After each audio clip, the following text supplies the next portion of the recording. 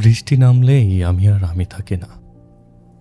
আমি হয়ে যাই সেই পুরনো মানুষ যে একদিন তোমার হাত ধরে হেঁটেছিল ভেজা রাস্তায়, ভাঙা ছাতার নিচে।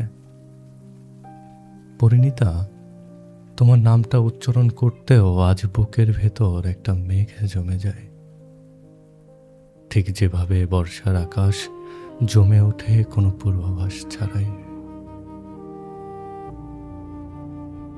আমি ভালোবেসেছিলাম তোমাকে, ঠিক যেভাবে মাটি ভালোবাসে প্রথম বৃষ্টিকে, নিঃশর্ত, নিঃশব্দ, সম্পূর্ণ সমর্পণে।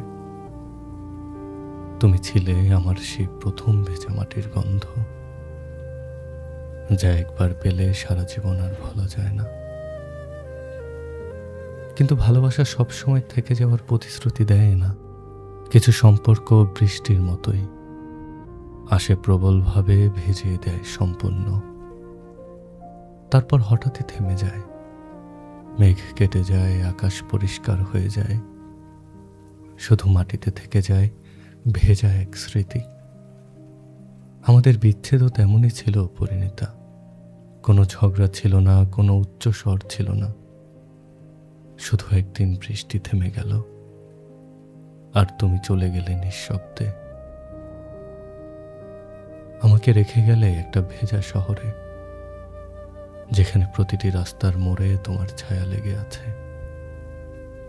আজ যখন আকাশ কালো হয়ে আসে, আমি জানালার পাশে দাঁড়াই আর অপেক্ষা করি, না, তোমার ফিরে আসার জন্য নয়, বরং সেই মুহূর্তটার জন্য, যখন প্রথম বৃষ্টির ফোঁটা আমার হাতের তালুতে পড়বে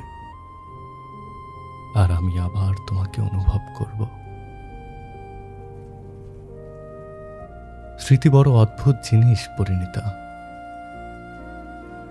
সে চলে যাওয়ার মানুষকেও প্রতি বর্ষায় নতুন করে ফিরিয়ে আনে। যদিও জানি তুমি আর কখনোই এই বৃষ্টিতে ভিজতে আসবে না, তবুও প্রতিবার যখন আকাশ ভেঙে বৃষ্টি নামে, আমি একটু হলেও বিশ্বাস করি তুমি কোথাও, কোনো এক শহরে আকাশের দিকে তাকিয়ে আমার কথাই ভাবছো।